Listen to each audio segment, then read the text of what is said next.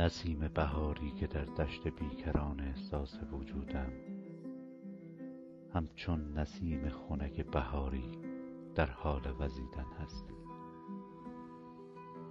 تو مثل شبنم پس از باران در وجودم تراوت بخشیدی و بهار قلبم را به تابستان داغ وجودت به آتش کشیدی.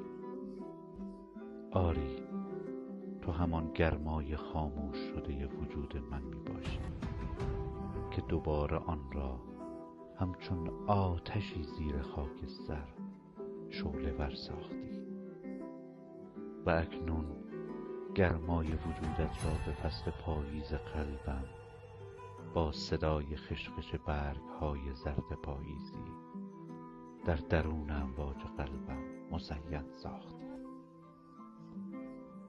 و تو ای یار و همراهم، وقتی پاییز برگ ریزان قلبم را با پوششی از برف سپید آرام بخش آرام نمودی تا در سرمای جانسوز زمستانی همچون گل خواب رفته در زمستان امید برگشت به نسیم طلوع بهار را داشته باشم.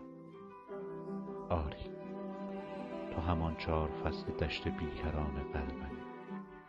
پس ای احساس بهاری و تابستانی و پاییز و زمستانی من، همیشه بمان تا بدانم که وجودت به 4 فصل قلبم گره خورده است.